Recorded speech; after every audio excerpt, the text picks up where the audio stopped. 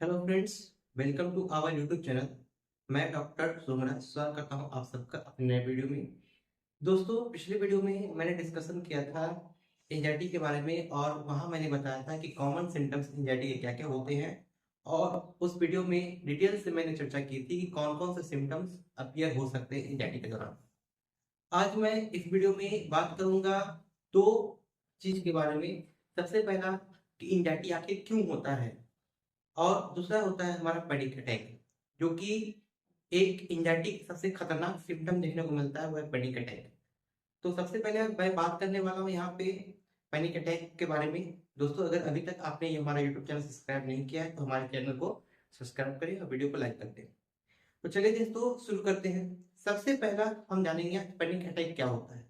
दोस्तों याद रखिएगा, पैनिक अटैक एंजाइटी का सबसे वर्स्ट सिम्टम है, सबसे खतरनाक सिम्टम है।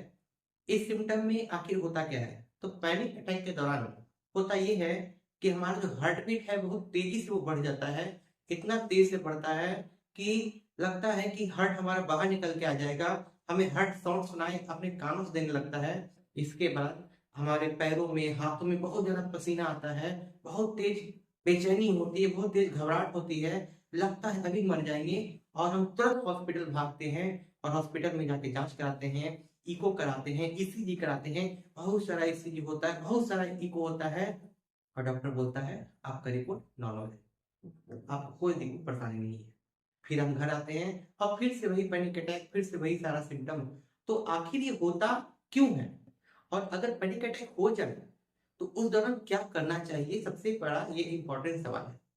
तो याद रखिएगा, पैनिक अटैक आता है तो सबसे पहले ये याद रख लीजिए, आप मरने वाले नहीं हैं। पैनिक अटैक से आप नहीं मरेंगे, ये कंफर्म मान लीजिए। आप ईसीजी करा लीजिए, ईको करा लीजिए, आपका हार्ट एकदम सही रहेगा, वेल फंक्शन होता है, कोई दिक्कत आपको नहीं होगा। तो पैनिक अटैक आए तो क्या करें? सबसे पहला क्वेश्चन। तो पैनिक अटैक आए तो सबसे पहले क्या होगा, जब भी पैनिक अटैक आए तो घबराए नहीं, बेचैन मत होए, बिल्कुल भी ना हो। एक जगह स्थिर से जहां खड़े हैं वहां खड़े रहे, जहां बैठे हुए हैं वहां पर आराम से बैठ जाए, और अपनी सांसों पे ध्यान दें। दोस्तों, ये जो मैं बोल रहा हूँ वो बहुत मुश्किल है लेकिन नामुमकिन नहीं है। पैनिक अटैक आए तो भागे इधर, बेचैन नहीं, आराम से एक जगह बैठ जाए, अपनी सांसों पे ध्यान दें, और हो सके तो उल्टी गिनती सुनना स्टार्ट कर दें। तो अगर उल्टी गिनती सुनेंगे, सांसों पे ध्यान देंगे, तो आपका जो पैनिक अटैक का सिम्टम था वो धीरे धीरे डाउन हो जाएगा। कभी भी आपने एक चीज फील किया होगा, जब भी आपको पैनिक अटैक आता है तो सिम्टम एकदम वेव की तरह ऊपर जाता है, एक आपके पीक पे जाता है, उसके बाद सिम्टम क्या होता है, डिक्लाइन कर जाता है, कम जाता है, धीरे धीरे इंटेंसिटी कम जाता है, और फिर सब कुछ नॉर्मल हो जाता है। वही जब इंटेंसिटी आता है तो उसमें आप जितने ज्यादा घबराइएगा, जितने ज्यादा बेचैन होइएगा, उसका जो इंटेंसिटी है वो इंटेंसिटी बढ़ते जाएगा, और आपको बहुत ज्यादा परेशानी देखने को मिलेगा। तो मेरे बात पे तो ध्यान रखिए, पैनिक अटैक जब भी आता है तो आराम से एकदम स्थिर रहिए। ठीक है, सांसों पे ध्यान दीजिए, आपका इंटेंसिटी धीरे धीरे, जो पैनिक अटैक का जो भी सिम्टम आ रहा है उस दौरान, वो सब धीरे धीरे कम जाएगा, खत्म हो जाएगा। तो एंजाइटी में सबसे खराब सिम्टम यही हमें लगता है। इसके बाद अब दूसरा क्वेश्चन आता है कि आखिर एंजाइटी होता ही क्यों है? तो एंजाइटी होने का दो कारण है। सबसे पहला कारण कि हम क्या करते हैं कि आसपास के लोगों में, कोई हमारे परिवार में होते हैं या कोई और लोग होते हैं, तो नॉर्मली उनका सुन लेते हैं कि उनको हार्ट अटैक आ गया है, वो इस वजह से मर गए, वो इंसिडेंट हो गया है। ठीक है, तो उस वजह से क्या होता है हमें, कि हमें एक माथा में, दिमाग में बैठ जाता है कुछ बात, कि इनके हार्ट अटैक से मौत हो गया, शायद हमें भी ऐसा हो जाए। लेकिन ऐसा कुछ नहीं है। तो इस वजह से भी आपका सिम्टम बढ़ सकता है। तो जब भी ऐसा हो तो आप एक चीज ध्यान रखिएगा कि आपका ईसीजी नॉर्मल है, आपका इको नॉर्मल है, सब कुछ बेहतर है, आपको कोई दिक्कत नहीं है। जब भी आपको ये सिम्टम आना शुरू हो जाए तो उसी समय आप ध्यान रखिए कि आपका ईसीजी इको नॉर्मल है, आपको कोई दिक्कत नहीं, कोई परेशानी नहीं है, धीरे धीरे आपका सिम्टम डिक्लाइन हो जाएगा। दूसरा मेजर कारण क्या है एंजाइटी का? दूसरा मेजर कारण है कि या तो आपके बॉडी में विटामिन बी 12 या तो विटामिन D3 का डिफिशियंसी। सबसे मेजर कॉज यही हमें एंजाइटी का लगता है, और ये एक एंजाइटी का एक मेन कारण बनता है ये।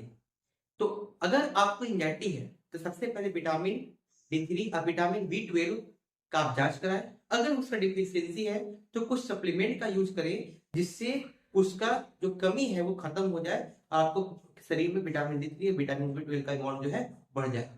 तो विटामिन D3 विटामिन B12 भी एक कारण है एंजाइटी होने का। अब आते हैं कि एंजाइटी हो तो क्या और भी करना चाहिए। तो सबसे पहला एक चीज ध्यान रखिएगा, एक सप्लीमेंट के तौर पे आप अश्वगंधा का यूज कर सकते हैं। या तो अश्वगंधा टेबलेट के रूप में यूज करें या तो अश्वगंधा सिरप के रूप में यूज कर सकते हैं। आपको बहुत लाभ मिलेगा। रेगुलर बेसिस पे यूज कर सकते हैं आप डेली इसको कंज्यूम कर सकते हैं, कोई दिक्कत आपको नहीं देखने को मिलेगा और आपको स्ट्रेंथ एक देगा। इसके अलावा हमारे होम्योपैथी में भी एंजाइटी का बहुत अच्छा ट्रीटमेंट है। एंजाइटी बिल्कुल ठीक होता है, होम्योपैथी में इसका बिल्कुल इलाज है। और याद रखिएगा, बहुत केसेस ठीक किए हैं मैंने एंजाइटी के। तो एंजाइटी के दौरान क्या होता है कि कुछ कुछ मेडिसिन, कॉमन मेडिसिन यूज किया जाता है, जैसे कि आर्सेनिक हो गया, अश्वगंधा क्यू हो गया, फास्फोरस हो गया, तो नाइट्रोम्यून हो गया। ये सब बहुत सा मेडिसिन है जिसका यूज तो आपका एंजाइटी के दौरान किया जाता है। लेकिन ये सारी मेडिसिन अलग अलग पोटेंसी में आती है और अलग अलग डोजेज होती है। तो ये सारी मेडिसिन अगर यूज करते हैं तो किसी खास डॉक्टर की सलाह में इसका यूज करें, ऐसे अपने मन से यूज नहीं करें, क्योंकि इसका एडवर्स इफेक्ट भी हो सकता है। बिना सिम्टम लिए आप इस मेडिसिन का यूज नहीं कर सकते। तो दोस्तों, अगर आपको ये वीडियो अच्छा लगा हो तो आप इस वीडियो को लाइक करें और चैनल को सब्सक्राइब करें। मैं आगे भी एंजाइटी के कुछ और सिम्टम्स पे वीडियो लाऊंगा और उसके बारे में चर्चा करूंगा। ओके दोस्तों, मिलते हैं नेक्स्ट वीडियो में। तब तक के लिए थैंक यू, धन्यवाद।